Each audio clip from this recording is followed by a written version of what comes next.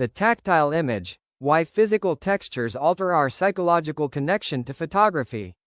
Your smartphone contains thousands of photographs. Perhaps tens of thousands. Family memories, vacations, portraits, moments once considered important enough to preserve forever. Yet how many of those images have you actually seen recently? How many do you remember? And more importantly, why do some photographs stay emotionally vivid while others disappear completely into digital silence? In an age of glowing screens, infinite scrolling, and AI-generated imagery, we are surrounded by more photographs than any generation before us. And yet many people feel strangely disconnected from them. The paradox is simple: we have never had more images. And yet individual images feel less meaningful.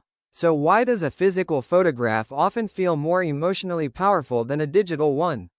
Why does texture, weight, and material presence change the way we experience memory? To understand this, we need to look at what digital images actually are. A digital photograph is not an object. It is data, pixels arranged into patterns of light.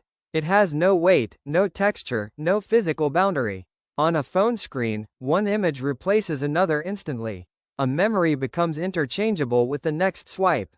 The image feels temporary, disposable, replaceable. Digital technology has achieved something once considered ideal: perfect reproduction and infinite storage.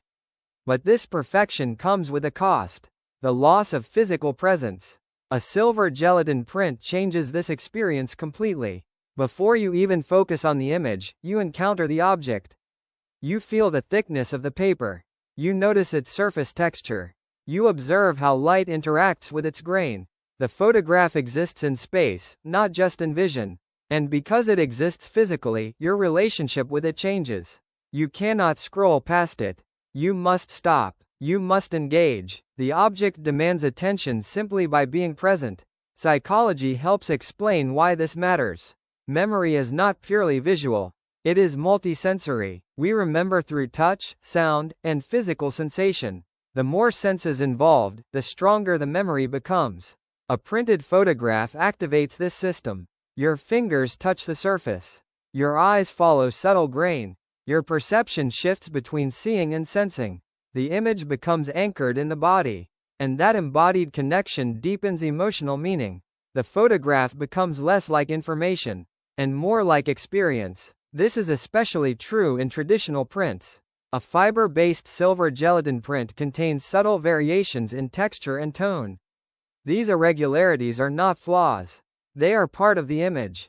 And they introduce something digital images rarely offer: resistance. A print slows perception. It does not compete for attention. It does not refresh or update. It simply exists, quietly, physically, waiting to be seen. Modern digital environments move in the opposite direction. Images appear and disappear at speed. Algorithms optimize attention in seconds. AI generates endless visual variations. But this abundance creates a side effect: visual fatigue. When everything is visible, nothing feels significant. Physical photographs interrupt this cycle. They slow us down. They ask for attention instead of demanding it. And that changes everything. There is also something deeply human about this relationship. We are embodied beings. We trust what we can touch. We form stronger emotional bonds with objects that occupy space. This is why old photographs often feel powerful, not only because of what they show, but because of what they are. A worn print carries time in its surface. Faded edges, creases, fingerprints. These marks become part of the memory itself. A digital file rarely changes. It remains perfect, but also detached from time. Perhaps that is why physical printing still matters today. Not because it is superior, but because materiality changes meaning. It reminds us that memory is not only visual, it is physical. So the next time you find an old print, pause before looking at the image itself.